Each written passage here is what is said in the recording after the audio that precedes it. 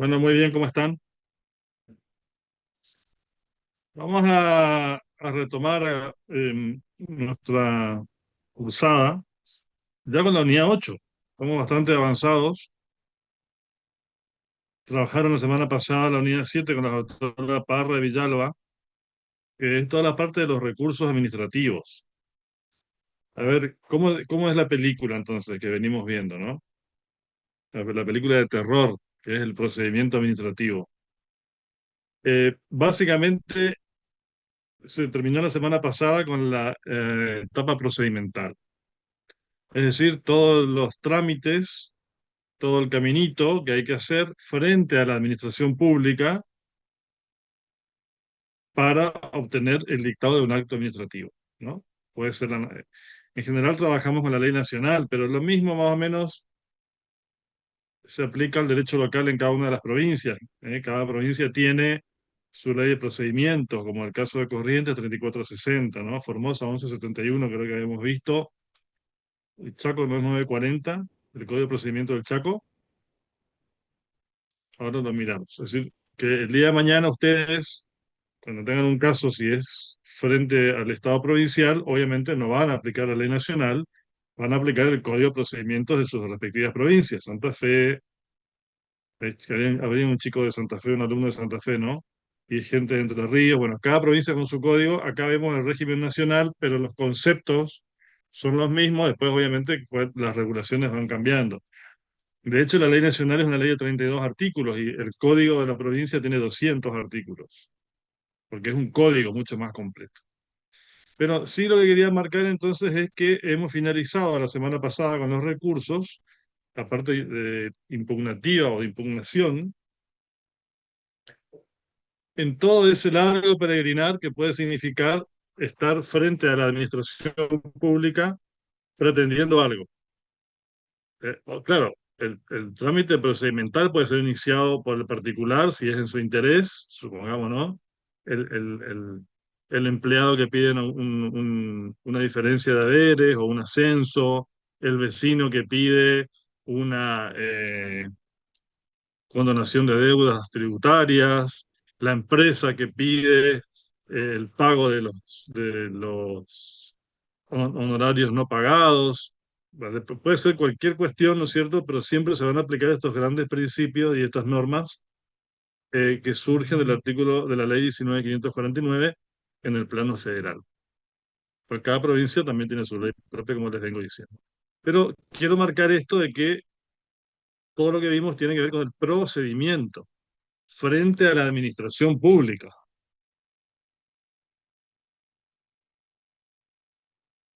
O puede ser iniciado el procedimiento por el propio Estado cuando es una cuestión que al Estado le interesa. Por eso, acuérdense que uno de los principios, ¿cuál es?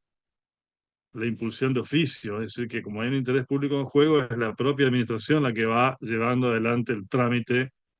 Puede ser aduanero, tributario, previsional, bromatológico, urbanístico. Bueno, hay tantas áreas del Estado, ¿no es cierto? Pero básicamente la columna vertebral en materia de procedimientos pasa por la ley 19.549 y en las provincias por los respectivos códigos procedimentales.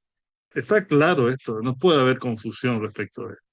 Y ahí habíamos visto los principios, los grandes principios incluidos en el artículo 1 y 1 bis, ya, ¿no es cierto? Que hacen a todo el procedimiento los principios nuevos, sobre todo, aparte de impulsión de oficio, informalismo, celeridad. Bueno, la cuestión de la eficiencia burocrática, la cuestión de la confianza legítima, la tutela administrativa efectiva, la buena administración, bueno, un montón de principios fundamentales que se han incorporado expresamente al procedimiento. Luego vimos cómo es el procedimiento, digamos, cómo se inicia, qué pasa con las pruebas. Maneja conceptos de derecho procesal, todo lo que es el expediente, cómo la parte puede participar por derecho propio o estar con patrocinio o mandatario, o sea, con abogado. ¿M? ¿Qué otra cosa habíamos visto ahí? Bueno, qué pasa en el caso de silencio, si cómo tengo que tomar el silencio de la administración pública, cuándo es negativo, cuándo es positivo, cuáles son las excepciones. Por eso se le preguntó mucho en el examen eso, porque es como clave, ¿no es cierto? dentro del procedimiento del amparo por mora, y después, bueno, una vez que se llega al dictado del acto finalmente, bueno, ¿cuáles son los remedios, ¿no? Los instrumentos para, en todo caso, si se ha afectado un derecho subjetivo en cualquiera de sus formas, un derecho, cómo el administrado, usando la vieja terminología, puede impugnar? Y entonces ahí aparece cuáles recursos vieron. El de revocatoria o reconsideración, para que el mismo órgano reconsidere lo que decidió, y o ya el jerárquico, que el superior lo resuelve. La verdad es que en el plano administrativo, yo no recuerdo haber visto alguna vez se revocan las decisiones, ¿no? Porque la administración actúa, entre comillas, como juez y parte, porque ella misma es la que está resolviendo, y es muy difícil que revierta lo que ya decidió. Puede ocurrir, no digo que no, hay áreas y áreas, pero sabemos que no es lo más común que prosperen estos recursos. Tiene que ser algo muy evidente como para que la propia administración se retracte o modifique su criterio, ¿no es cierto? Acá es importante tener en cuenta que estos recursos, ¿qué efectos tienen? ¿No? O sea, bueno, ¿qué pasa con los recursos? La interposición de un recurso no suspende el acto, acuérdense el artículo 12, porque el acto, si yo voy contra un acto, ¿qué pasa? El acto tiene presunción de legitimidad y ejecutoriedad, con lo cual sería muy fácil desvirtuar la presunción con la interposición del recurso. Como regla, los recursos no suspenden los efectos del acto. El acto se va a ejecutar. Y aparte, interrumpe los plazos para la prescripción y la caducidad de los recursos, ¿no es cierto? Eso también es muy importante que tengan presente cuáles son los efectos de interponer un recurso en sede administrativa. Si yo tengo un acto administrativo X, supongamos una sanción a un empleado público o una multa a un vecino o una multa a una empresa concesionaria, lo que ustedes quieran, ¿no es cierto? Yo tengo un acto contra una empresa. Entonces, y hay una palmaria violación al derecho, a los principios, a la Constitución. También tiene que estar claro que la propia administración no tiene potestades para declarar la inconstitucionalidad de sus actos. Eso ya va a ser siempre materia judicial. Pero yo no le voy a pedir al ministro que declare inconstitucional una resolución del ministerio. No tiene potestad jurisdiccional un órgano administrativo para semejante decisión, ¿no? En materia fiscal, en el plano federal, el Tribunal Fiscal de la Nación tiene aceptado que puede declarar inconstitucionalidades. Tengan en cuenta que el TFI, el Tribunal Fiscal, el TFN, no es un órgano jurisdiccional, es un híbrido, ¿no es cierto? Porque tiene competencia en temas tributarios, pero no es parte del Poder Judicial. Y bueno, está aceptado que el Tribunal Fiscal de la Nación en temas tributarios declare inconstitucionalidad de ciertas normas tributarias cuando ya la justicia lo viene haciendo en forma generalizada. Pero esto es como una excepción, digamos, a que un órgano, aunque un órgano no judicial, sino un órgano sui generis, si ustedes quieren, porque es un híbrido entre administrativo y judicial del Tribunal Fiscal, dicte. Pero, entonces yo les decía, ¿qué pasa? Usted tiene un cliente, un decreto, una resolución que le impone una sanción, una multa, lo que fuera, a su cliente, empresa o persona humana. Bueno, ¿cuál es el remedio más rápido para obtener la tutela? Una medida cautelar en sede judicial o una acción de amparo en sede judicial si se dan los presupuestos, por ejemplo, si es nacional, artículo 43, no hay un promedio más idóneo y hay una grave y evidente manifiesta violación a un derecho constitucional, ¿no? Y es lo que normalmente pasa, cuando viene un maestro y dice, che, me declararon cesante, no hay ninguna prueba, mirala acá, bueno, hay algo muy grosero tiene que ser, bueno, vas a ir a la sede judicial a través de las vías expeditas, como puede ser la acción de amparo, nutrida de una medida cautelar, porque el amparo solo tampoco va a frenar el efecto del acto. Lo que frena el efecto del acto es la medida cautelar. Eso no sé si lo tienen presente. Procesal ya vieron, ¿no es cierto? El derecho procesal ya lo vieron. Entonces, la de no innovar o la innovativa en todo caso. Pero ¿qué pasa? Cuando está en tela de juicio un acto administrativo, los jueces son mucho más estrictos en dar las cautelares, porque justamente los actos tienen esa presunción de legitimidad. Aunque hay numerosas jurisprudencias donde los jueces dicen que en ese caso se apartan de la presunción porque es muy evidente la violación del derecho y dictan la cautelar. Todo esto en sede administrativa, ¿no? Así, bueno, ¿qué pasa cuando tengo un acto que no me favorece o me deniegan o le revocaron la concesión a mi cliente o le dieron una sanción? Bueno, hizo el procedimiento y ahí, bueno, terminado el procedimiento, bueno, obviamente que, ¿qué le queda siempre al particular? La protección de sus derechos en sede judicial. Si el procedimiento finalmente concluye con un acto administrativo que afecta un derecho o un interés de una persona, esa persona no puede quedarse de brazos cruzados, tiene una garantía que surge del artículo 18 del texto constitucional y de San José de Costa Rica, etcétera, etcétera, que es la garantía de tutela judicial efectiva, es decir, la posibilidad de recurrir todo esto en sede judicial. Esto no puede ser negado, es una garantía esencial del Estado constitucional de derecho y aparte eh, de la forma republicana de gobierno con lo que tiene que ver con el control recíproco de poderes. Hay una cuestión acá que la trata el programa y que algo pueden haber visto en derecho administrativo, parte general. ¿Qué pasa cuando la administración ejerce potestades de tipo jurisdiccional? Porque, claro, en el sistema ideal, el Poder Ejecutivo ejecuta, el Judicial juzga, el Legislativo legisla, dicta normas, pero todos sabemos que en el ámbito del Poder Ejecutivo, por ejemplo, o de los órganos administrativos, hay muchos órganos que ejercen funciones resolviendo conflictos y aplicando sanciones, sin ser parte del Poder Judicial. Típico ejemplo, los llamados tribunales administrativos. Por ejemplo, el juzgado de faltas municipales. Les decía hoy el Tribunal Fiscal de la Nación. AFIP o renta de la provincia, que te multa por no pagar un impuesto o por no presentar. La propia administración la que tiene un interés y es la que, protegiendo tu derecho de defensa, porque vos tenés derecho a ser oído y todo eso, después resuelve ella misma.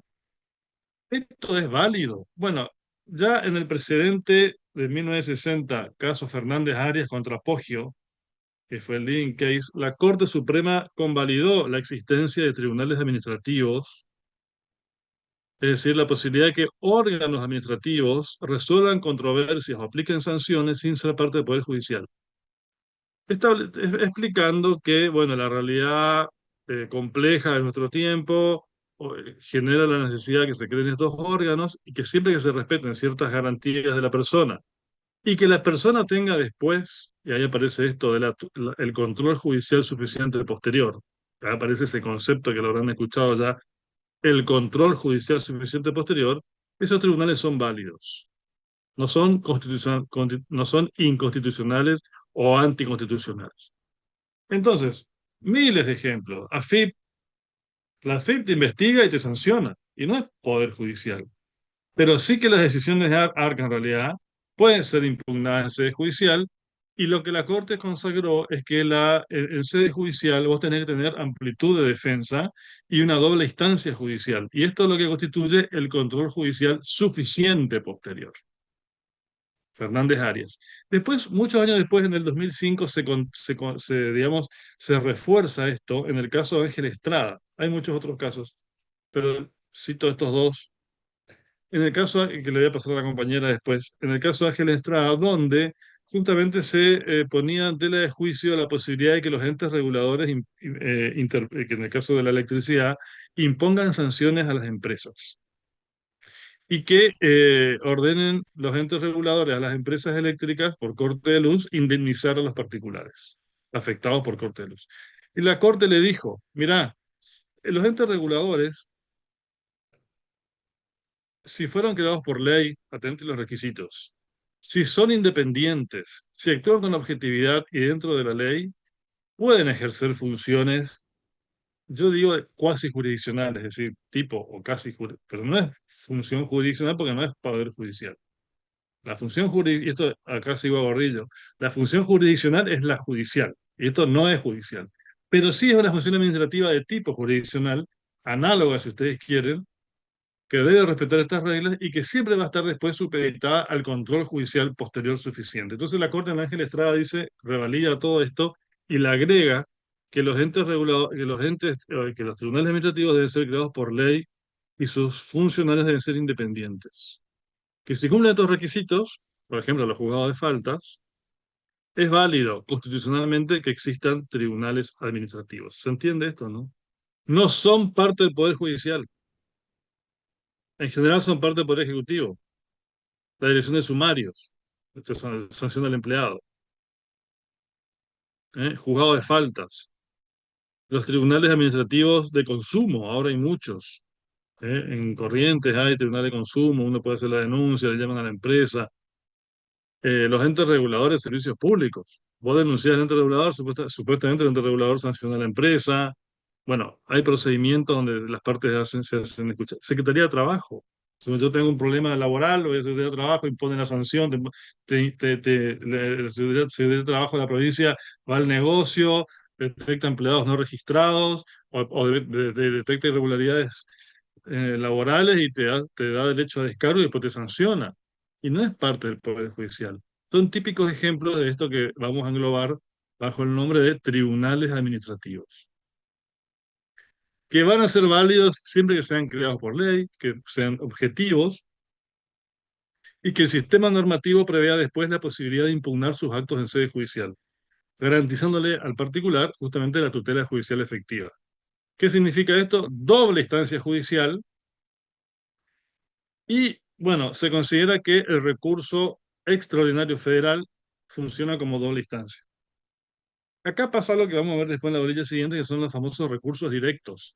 Hay determinados regímenes, por ejemplo, en la universidad, en donde cuando el particular impugna el acto de la universidad, si luego quiere judicializar eso, ¿me siguen? No inicia una acción judicial, interpone lo que se llama un recurso directo judicial o recurso directo ante la Cámara Federal. O sea, saltea al juez de primera instancia y va a la Cámara, en el orden federal, porque hablamos de las universidades nacionales.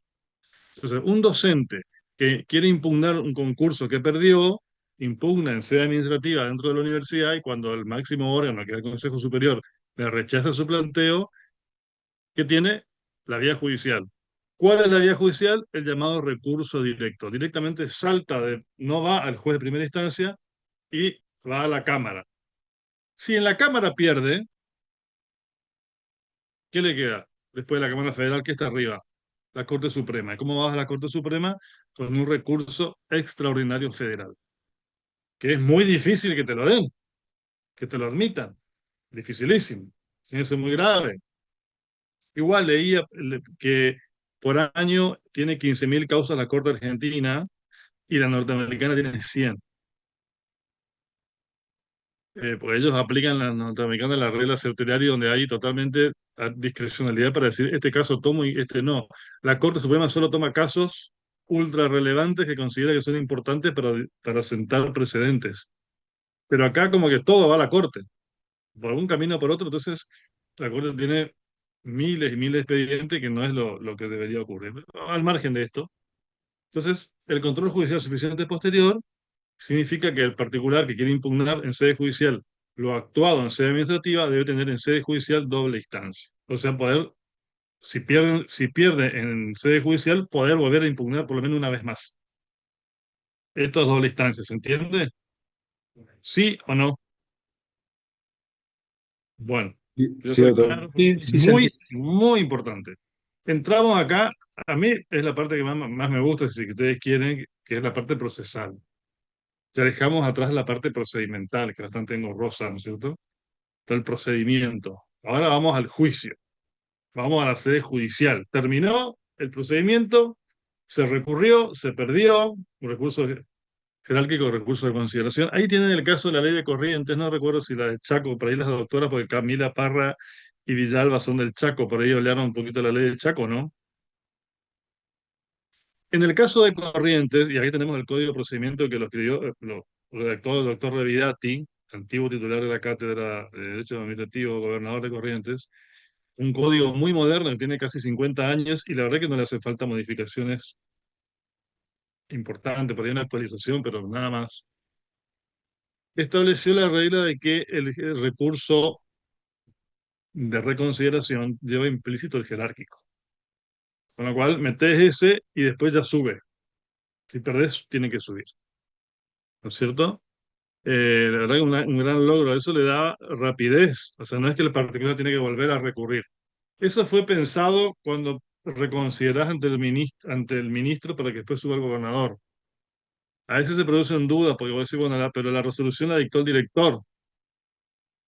El recurso de reconsideración lleva implícito el jerárquico, sí, porque lo dice la norma.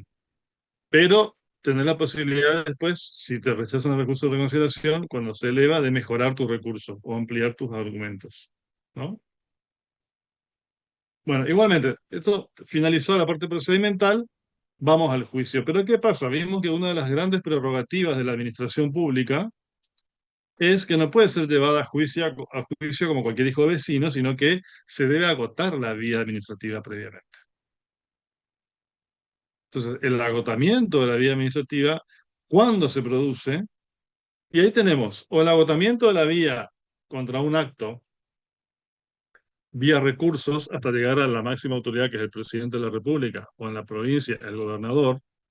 Ahí se agota la vía, no hay más nadie arriba, digamos, del escalafón. O si no estamos hablando de un acto, tenemos el mecanismo de la reclamación previa. Artículo 30 de la ley 19.549. Es decir, usted tiene que hacer un reclamo administrativo previo. Y si el reclamo le es rechazado, bueno, recién allí se produce la apertura de la instancia judicial.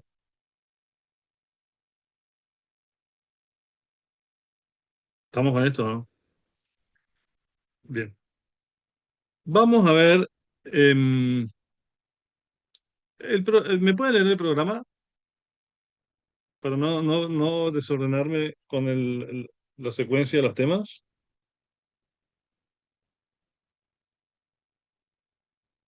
La unidad 8, doctor, Sí. tenemos jurisdicción administrativa, órganos administrativos especiales con facultades jurisdiccionales, control judicial, doctrina de la Corte Suprema de Justicia.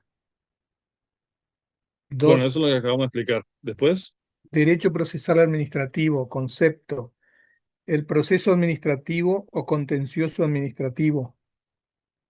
3. Los órganos jurisdiccionales en lo contencioso administrativo y su competencia en el orden federal y en las provincias del NEA. 4. Materia contencioso-administrativa. Criterios para su determinación. 5. Las partes. Situaciones jurídicas subjetivas, derechos subjetivos e intereses legítimos. eso ya Interés sabemos de la simple, primera parte. Se repite el tema ahí. Después, interés simple, derecho de incidencia sí, todo eso colectiva. ya vimos nosotros. Después, 6. Presupuesto del proceso administrativo, concepto. Y ahí tenemos A, el acto o comportamiento de la administración. B, habilitación de instancia. Naturaleza jurídica, doctrina de la Corte Suprema de Justicia de la Nación. C, agotamiento de la vía administrativa a través de recursos o de reclamación administrativa previa, el principio de congruencia. Y D, los plazos para promover la acción contenciosa administrativa, el plazo del artículo 25 de la Ley Nacional de Procedimiento Administrativo. Y ahí termina. bueno, gracias. Entonces, el punto uno es lo que acabamos de explicar. El punto dos era, acá entonces empezamos a hablar del proceso administrativo, o derecho procesal, es decir, la parte del derecho procesal que estudia o regula, según como lo quieran ver, los mecanismos judiciales de resolución de controversias en sede jurisdiccional respecto de la materia administrativa. Es decir, cuando se intenta hacer valer un derecho o un interés de sustancia administrativa en sede judicial.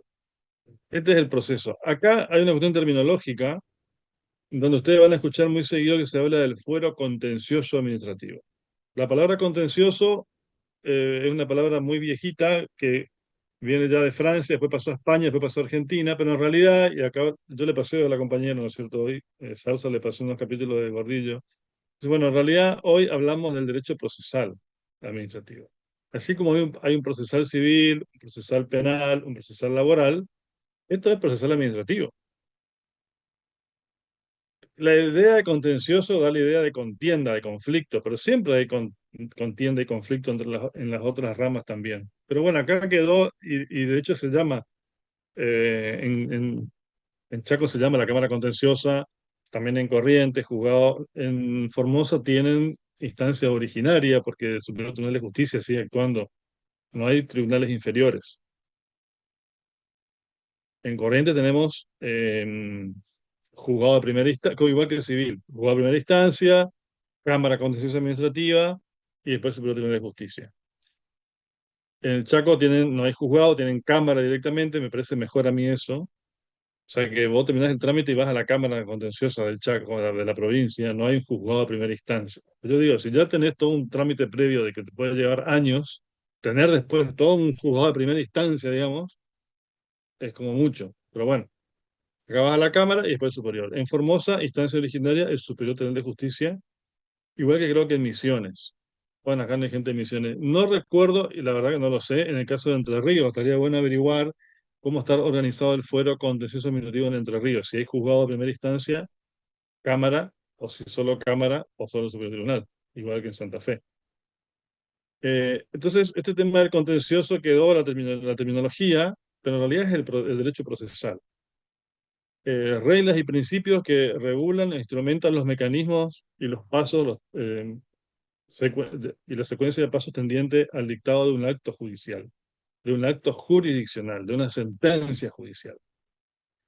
¿Qué pasa en el fuero federal? Porque yo les acabo de dar un panorama del tema provincial. En el orden federal, primero, no hay un código procesal administrativo. En el fuero federal, según ustedes van a litigar contra el Estado Nacional, van a aplicar el Código Procesal Civil y Comercial. Punto. No hay hasta ahora un código contencioso administrativo federal, como sí hay en cada una de las provincias. Cosa corriente, la ley muy moderna, muy buena, la 6628. En el orden federal se aplica el Código Social Civil y Comercial de la Nación. No hay código federal. Y obviamente van a interponer las demandas en los juzgados federales. En Corrientes, en Chaco, en Formosa, en Entre Ríos y en Santa Fe también, creo que es así, no hay un fuero especializado. El juzgado federal tiene competencia universal. El juez federal hace civil, hace laboral, hace federal, ¿no? Pero todas las ramas. Sí está especializado en Buenos Aires, donde hay un fuero especial, que es el fuero contencioso administrativo, súper importante porque tiene los grandes juicios contra el Estado Nacional en Capital Federal. Hay primera instancia, hay cámaras contenciosas administrativas y después la Corte Suprema, ¿no? Y, bueno, ¿qué les decía? ¿Cómo está organizado en el fuero federal? Ah, que tienen los fueros especializados. En el Federal de Buenos Aires, Capital, vos tenés el Federal Civil, el Federal eh, Penal, el Federal Contencioso, son distintos fueros. Cosa que no pasa en el interior, que el juez hace todo. El juez federal de Corrientes tiene competencia en lo contencioso, en lo civil, en lo laboral, en lo penal, ¿no? ¿Se entiende esto cómo está armado el sistema? Ahora, mucho se discute acerca de cuál es la materia contencioso administrativa. Yo voy a seguir usando la palabra contencioso, pero se entiende que es la materia procesal. Y esto es muy importante saber cuando tenemos un caso, si este caso tiene que ser planteado ante los tribunales civiles y comerciales o laborales, o ante los tribunales contenciosos administrativos. Y muchas veces hay zonas grises, y muchas veces un caso pasa de un fuero al otro, eh, porque hay que ser muy específico para entender cuál es la materia, cuáles son los temas que se van a dilucidar en el proceso administrativo o en el contencioso administrativo. Es muy fácil decir que va a estar, lo va a hacer siempre que sea un derecho o un interés de naturaleza administrativa. Lo que pasa es que, bueno, cuando una cuestión es de naturaleza administrativa. Acuérdense, en la unidad 1 de administrativo 1, ¿no es cierto? ¿Cuándo hay función administrativa? Eh, Acá tenemos la ley de corrientes, vamos a tomar como ejemplo.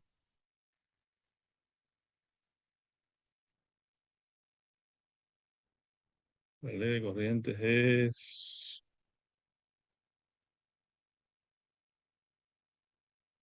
A ver un segundito porque no encuentro. Pero sé que lo tenía abierto para compartir.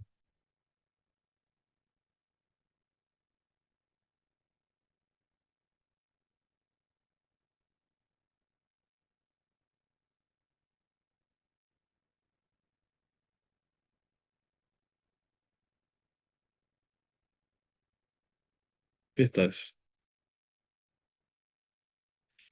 La ley de corrientes, el que tiene menos de 10 años, no, menos, 6, 5 años, 6, establece, ¿no es cierto? ¿Cuál es la materia? Que la ley de corrientes sacó ya la terminología contencioso. Antes estaba la 4106, ahora tenemos la 6628, que La, tre- expresamente la dice en el artículo 13 que 3460 es la no, ley. la 3460 es el Código de Procedimiento Administrativo. Ah, Acá estamos hablando del Código Procesal Administrativo, contencioso judicial. Nosotros de procedimiento en sede administrativa. El 3460 es el Código de Procedimiento. Este es el Código Contencioso, en realidad el Código Procesal Administrativo. ¿Se entiende la diferencia?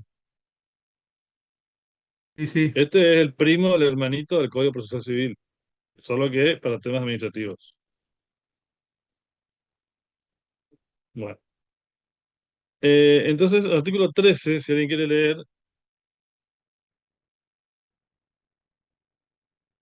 ¿cuál es la materia incluida? Se comparte la pantalla, ¿no? Sí, se comparte, doctor. Bueno, lea por favor el 13.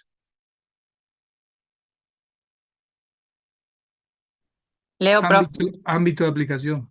Bueno, el presente código se aplica cuando se articulen una o más pretensiones invocando un derecho individual o de incidencia colectiva de carácter administrativo, establecido por la Constitución, ley, decreto, ordenanza, reglamento, resolución, acto, contrato o cualquier disposición o principio de derecho administrativo cuando la causa se origine con motivo de la actuación u omisión de Coma. los órganos de la Cuando, provincia.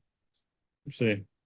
Municipalidades, entes Las municipalidades, descentralizados. los entes descentralizados y otras personas públicas o privadas, siempre que actúen en ejercicio de función administrativa y se apliquen los principios y normas del derecho administrativo. Bueno, entonces, ¿cuándo tenemos que ir al fuero contencioso administrativo? O procesal administrativo, ¿eh? Y no al civil, o no al laboral, o no al comercial. Cuando estamos hablando de impugnar en sede judicial hechos o actos emanados de la función administrativa. Pero pueden ser actos jurídicos, pueden ser hechos, ¿eh? Que afecten derechos o intereses de naturaleza administrativa reconocidos por la Constitución, la ley, los reglamentos, las resoluciones, inclusive los contratos. Esta es la regla general en la provincia de Corrientes, pero que se puede traspolar para cualquier caso, porque en realidad es el criterio doctrinario más aceptado. Es decir, ¿cuál es la regla? Entonces, si vos sos abogado de una empresa prestadora de servicios públicos, o sea, agua de corrientes, y el Estado eh, te impone una multa o o no te acepta el pago del canon o te quiere revocar la concesión, bueno, obviamente que va a estar invocando que está siendo afectado un derecho administrativo y no vas a ir a plantear una demanda en sede civil. Vas a ir a plantearlo en el fuero administrativo procesal o contencioso administrativo.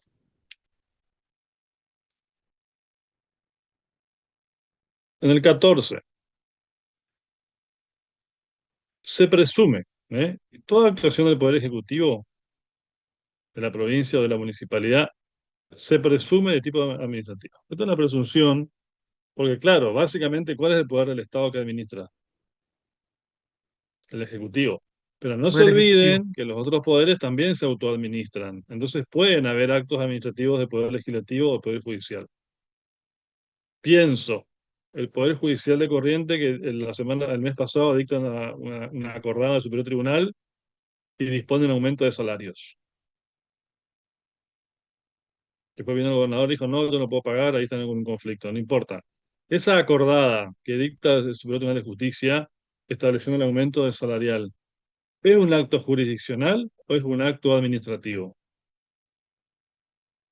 Administrativo. Puramente administrativo, no es una sentencia judicial ni una resolución judicial, pero fue dictada por el Poder Judicial autoadministrándose. En función administrativa. Eso, exactamente, muy bien. Eso es lo que quiero ir dejando claro porque por ahí se hacen unas mezcolanzas y tiene que salir el curso con esto muy clarito.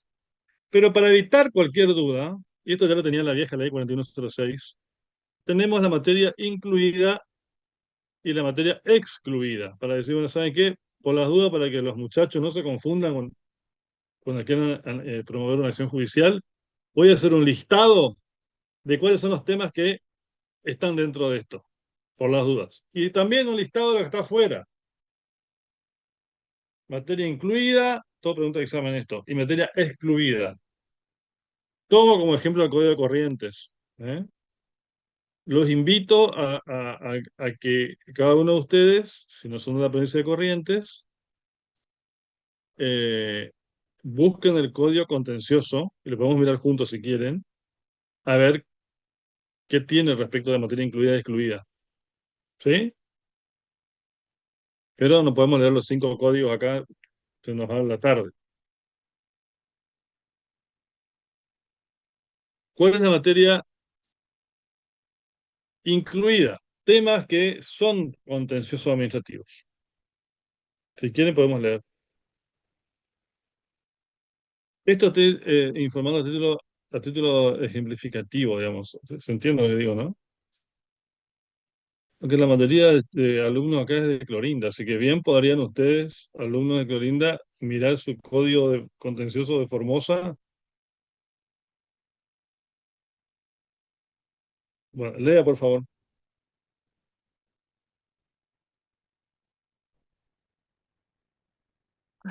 Eh, ¿Pueden leer? sí, leo, profe. Leo. Pasa que se salió de ahí. ¿Se salió? Salió su pantalla. Ah, bueno, espera. Bueno, ahí está. Ahí yo lo leo si quieren. Lea. Ahora de verdad que voy a ver si puedo conseguir los otros códigos para pasarles.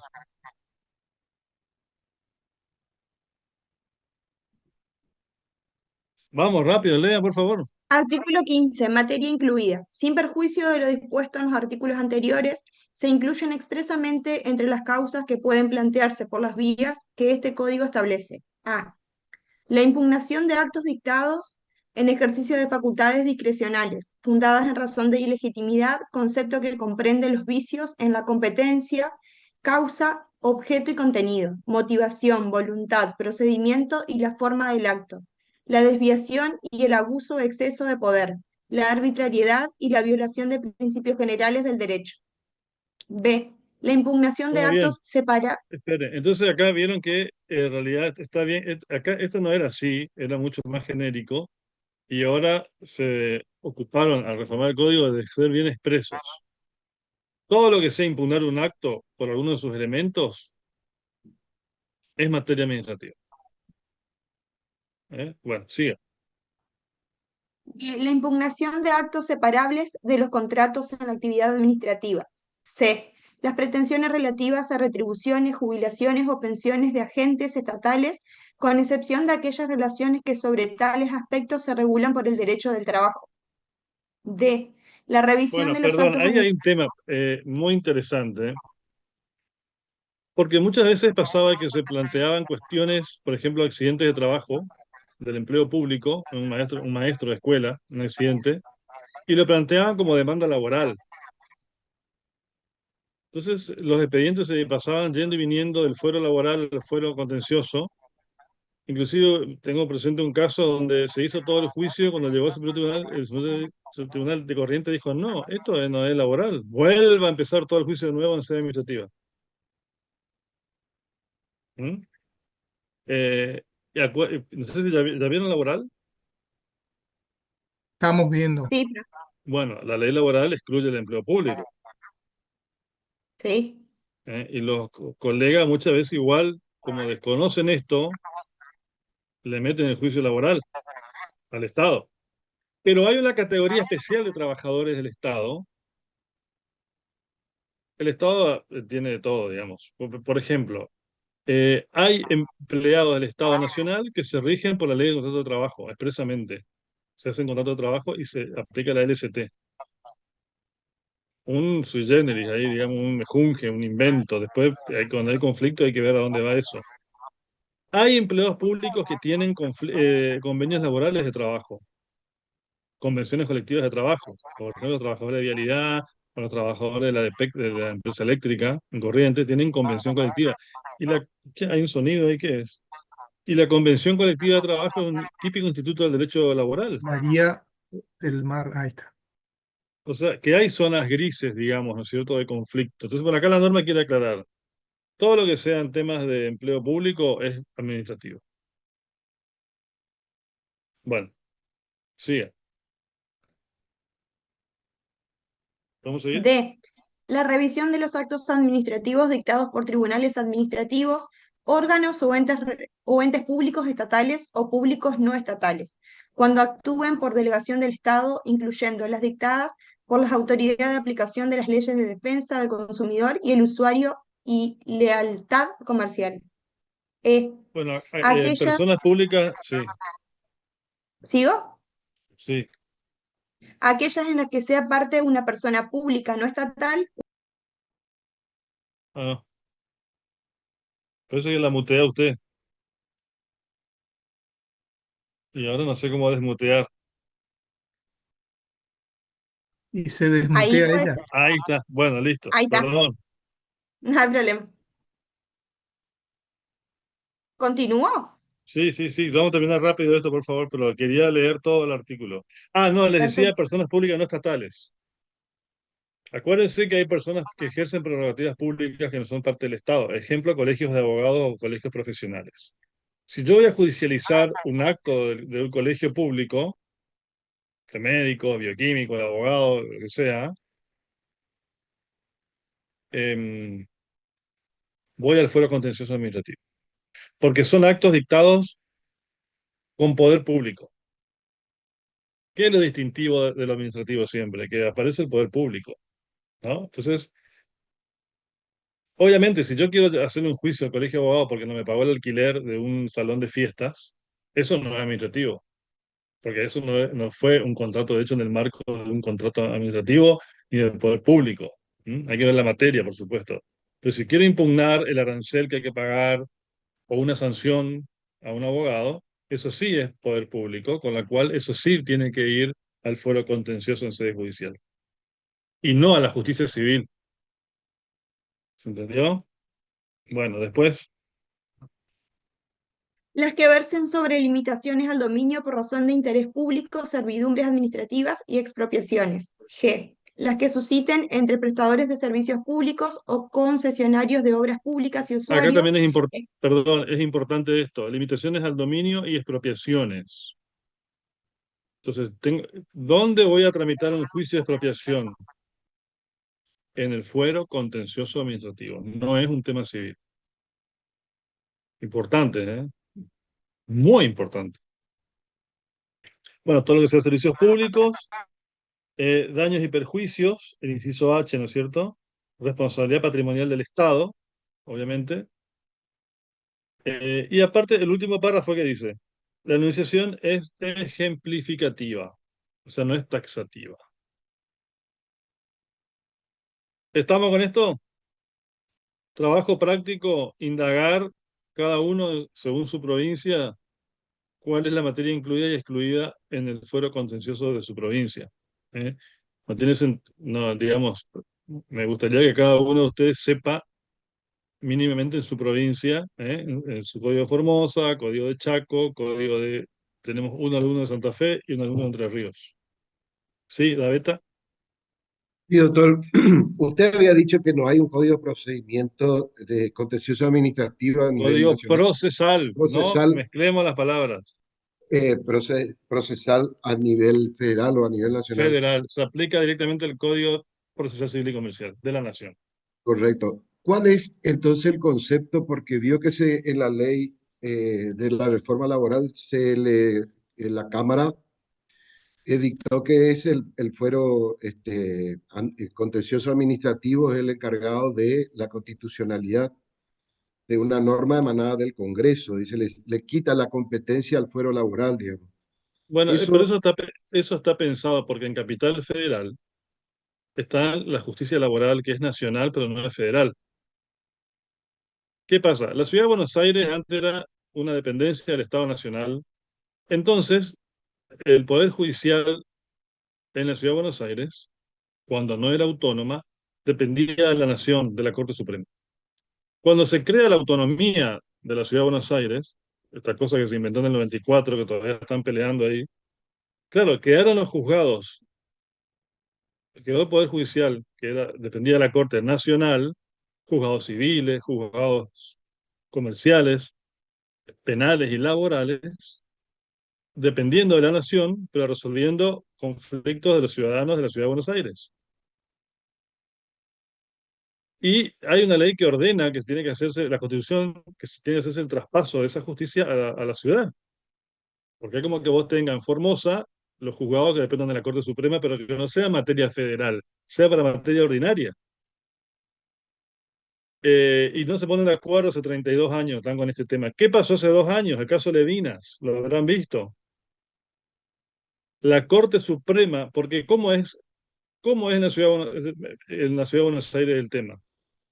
Si yo tengo un problema de familia, un divorcio, o una quiebra, o un cheque, ¿dónde inicio el juicio? En la justicia de familia, en la justicia comercial, pero que no depende de la ciudad de Buenos Aires. Son juzgados que siguen siendo nacionales y dependen de la Corte. Tengo juzgado nacional de primera instancia, hay como 100 juzgados civiles, otros comerciales, luego arriba tengo, y otros laborales. Arriba tengo las cámaras, y arriba de las cámaras que hay. Superior Corte Tribunal. Suprema, la Corte. Corte Suprema. En cambio, en las provincias que tenemos la justicia ordinaria, primera instancia, igual que en la ciudad, Cámara, segunda instancia, pero hay una tercera instancia que son los superiores tribunales de justicia en las provincias. Cosa que en Capital no existía, pero empezó a existir cuando se creó cuando se hizo autónoma Buenos Aires, ellos crearon su justicia local paralela a la nacional con competencias muy acotadas, cuestiones vecinales, tributarias, o administrativas. ¿Y qué dijo la Corte en el caso Levinas? Miren, las sentencias de las cámaras civiles que son nacionales no van a la Corte Suprema por vía de recurso. Tienen que ir al Superior Tribunal de Justicia de la Ciudad de Buenos Aires. Pero esto no está en la ley, esto lo estableció la Corte en un fallo. Yo anticipo que yo estoy en contra de esto, no, no es que estoy en contra, pero opino que no me parece correcto, porque esto hay que hacerlo por ley. Pero esto está muy discutido. La mitad te dice que sí, la mitad te dice que no. Dice, bueno, claro, ¿por qué los conflictos entre los porteños tienen que ser resueltos por juzgados nacionales? Bueno, pues no sé, modifiquen la ley, hagan el traspaso que dice la Constitución. Hasta que eso no opere, para mí, y las cámaras civiles y comerciales en la Ciudad de Buenos Aires nacionales no quieren ¿qué pasa? Los judiciales y los magistrados de esos juzgados no quieren dejar de ser nacionales. Una cuestión de estatus, doctor. Un montón de cuestiones, sí, económicas, qué sé yo. No quieren ser locales, digamos, todos quieren ser nacionales, aunque no es federal, porque por materia no es federal, por materia es ordinario, pero depende de la nación. Y se juntaron los jueces y sacaron una acordada plenaria, medio que rebelándose ante la Corte, diciendo, mirá, nuestras decisiones no pueden ser revisadas por usted, por el Superior Tribunal de la ciudad, porque ese es un fuero local, casi menor, digamos, ¿no es cierto? Nosotros solamente podemos ser revisados por la Corte Suprema. Bueno, ahí hay un conflicto interesante. Bueno, esto venía a colación de que eso que dice usted estaba pensado para los famosos juicios laborales en las cámaras nacionales laborales de la Ciudad de Buenos Aires. Si Doctor, es y ese, federal, porque los la- juicios laborales no van por justicia federal, solo que se ha demandado al Estado Nacional, muy raro. Van al fuero contencioso, como dice usted. Bueno, todo esto era para lo que usted le comentó, pero tiene que ver con todo esto. No me quiero perder porque no quiero hacer una ensalada rusa tampoco. Ustedes tienen que entender todo esto. Estamos, ¿no? Gracias, doctor. Como que quieren anular el fuero laboral, digamos.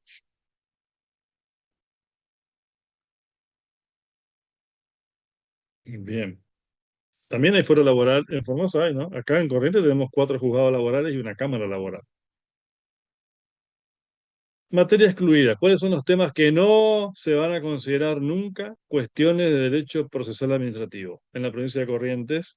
Pero que, insisto, esto toma doctrina nacional. ¿Pueden leer el artículo 15, el 16?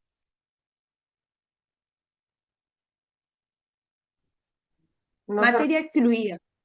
No se regirán por este código aunque la administración pública intervenga en el litigio. A. Los procesos ejecutivos de apremio, interdictos y desalojos, salvo lo previsto en el título 6. B. Los que versen sobre instituciones de derecho privado o sobre bienes y actividades particulares que deban resolverse aplicando exclusivamente aquel tipo de normas y sus principios. C.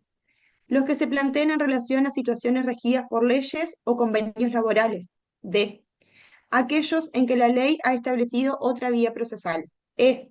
Aquellos en que se reclame la reparación de daños ocasionados a la administración por los particulares, salvo que se produzcan en el marco de una relación especial de derecho público entre la administración y el particular. Bueno, a ver un poquito entonces esto. Juicios de desalojos, interdictos ¿cómo es?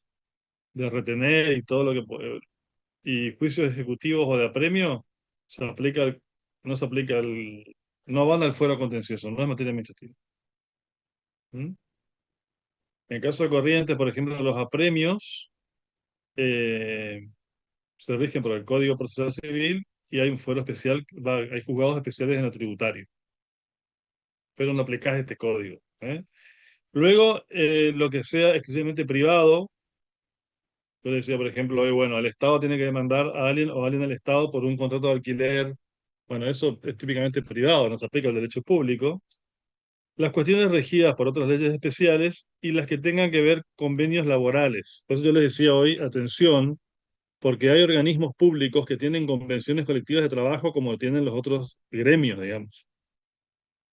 Entonces, si hay un conflicto que tiene que ver con el convenio colectivo, ahí sí vamos al foro laboral. Por ejemplo, impugno el convenio colectivo de los trabajadores de vialidad. Bueno, eso es laboral, pero si yo estoy impugnando el aumento salarial la quita salarial o una multa o una sanción laboral, eso no, eso sí es administrativo.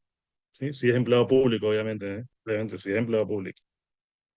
Bueno, y aquello que se reclame la reparación de daños ocasionados al Estado por parte de los particulares. Ahí vas por la vía civil. ¿Mm? Por ejemplo, yo voy manejando y le choco a una ambulancia o a un patrullero y es mi culpa, mi responsabilidad. El Estado inicia un juicio de daños y perjuicios.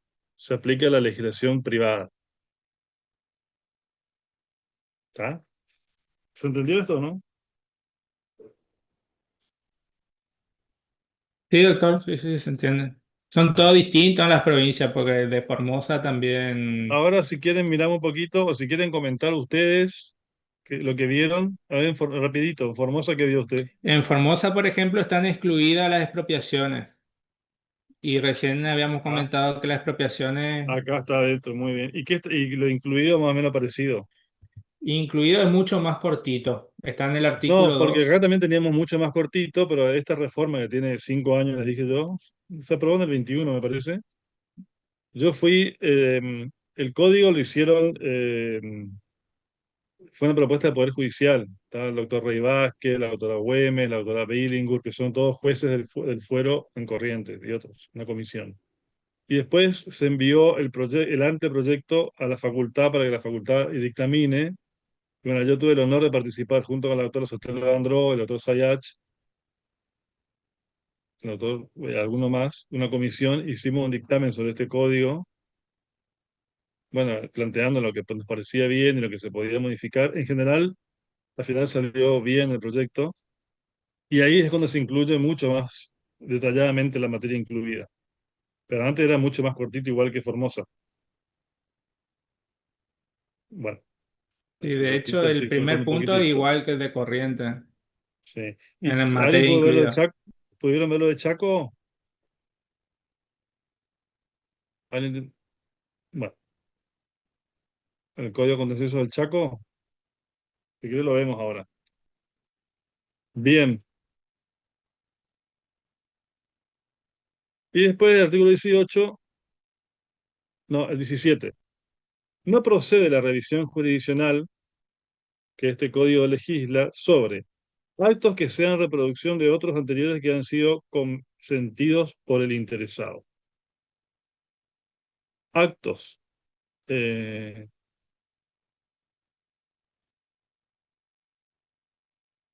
que vos ya hubieras consentido antes, si es una repetición del acto.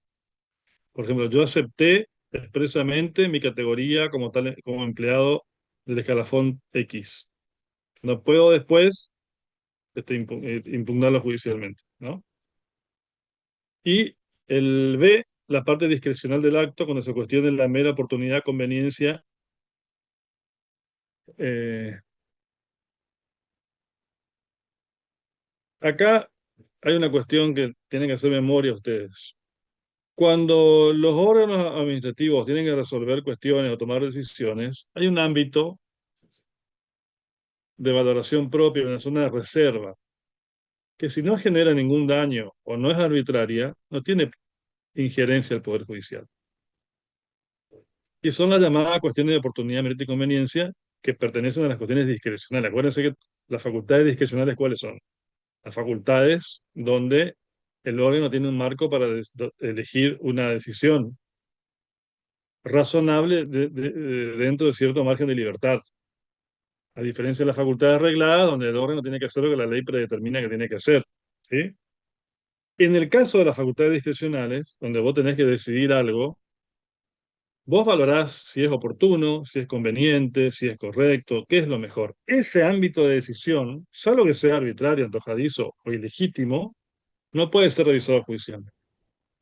Entonces, la municipalidad decide un plan de obras y dice que va a comenzar por las plazas del centro. Yo no puedo ir a la justicia y decir, no, quiero que primero arreglen la plaza de mi barrio que está... No, porque esa es una valoración propiamente administrativa. Salvo que digan, che, pero el año pasado se arregló, lo van a arreglar de nuevo, y la mía, de mi barrio, hace 20 años que no se arregla. Bueno, ahí yo podría demostrar que hubo una arbitrariedad, pero no es la regla, digamos. ¿No? Estamos con esto, ¿no? Entonces, es importante tener presente cuando uno va a iniciar un proceso judicial contra el Estado, que va a tener que ir a litigar a la justicia contencioso-administrativa o procesal administrativa, como se llama en Corrientes ahora, aunque Formosa sigue siendo contenciosa, La Nación sigue siendo contenciosa, Chaco sigue siendo contencioso, y hay que ver si el tema que me ocupa cuadra acá o no. Como regla, si yo estoy invocando un derecho o interés administrativo, porque impugno un hecho o un acto que realizó la administración pública en función administrativa, ejerciendo poderes públicos, voy a ir al fuero contencioso. Por las dudas, a título ejemplificativo, en Corrientes y en las otras provincias también, tenemos un listado de materias incluidas para no tener tantas dudas. Y un listadito de materias excluidas, o sea, temas que no van a ir por este fuero. que no se va a aplicar este código, que van a ir a la justicia civil o laboral. Eso sería un resumen de lo que acabo de explicar.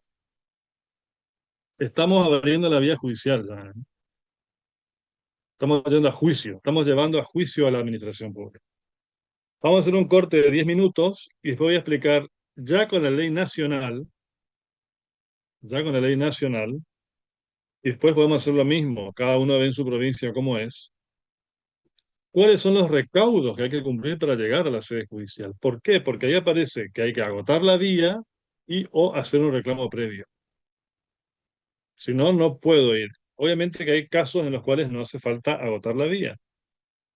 Son las excepciones. Pero la regla sigue siendo esa rémora del siglo XIX, esa prerrogativa pública, es decir, en donde el Estado no podía ser demandado. Es decir, en el siglo XIX teníamos la teoría de la indemandabilidad del Estado, el Estado como un ser supremo, superior, soberano, ¿no es cierto? En los casos Seguich, donde la Corte dijo no, ahí se cuestionaba el tema del pago de unas pensiones a los... No sé si hablamos ya de esto, ¿no? ¿Por qué me suena? ¿Hablamos de esto? No, Se discutía el tema del pago de pensiones a excombatientes de la guerra de la Triple Alianza, y bueno, no, el Estado no podía ser demandado. Ahí se dicta en el año 1900 una ley que sigue vigente en parte, la 3952, la primera ley de demanda contra el Estado, que mantenía el criterio de que el Estado no podía ser demandado, pero sí podía ser demandado por cuestiones de derecho privado. Cuando no actuaba como persona de derecho público, ahí aparece la teoría de la doble personalidad del Estado, que ya está en desuso, mediante el requisito de la venia legislativa. Es decir, que vos tenías que obtener una ley de la legislatura, o del Congreso de la Nación, que te autoriza a hacer el juicio. Imagínate vos que para cada juicio había que tener una ley del Congreso que te permita hacer el juicio. Era hiper recontra difícil, ¿no es cierto? Se modifica en los años 30, pero no cambia sustancialmente la modalidad, y recién esto queda normado ya, clarificado, con la ley 19.549 en 1972, donde incorpora el instituto de la reclamación previa, que vamos a ver ahora. Esto es un poquito de antecedente histórico, cómo evolucionó, digamos, cómo pasamos de la indemandabilidad del Estado a la demandabilidad del Estado. En el medio tuvimos esas leyes que pedían la venia legislativa, es decir, un permiso del Congreso que autorice al ciudadano a iniciar un juicio al Estado. Bueno, ahora sí hacemos un corte de 10 minutos y después continuamos.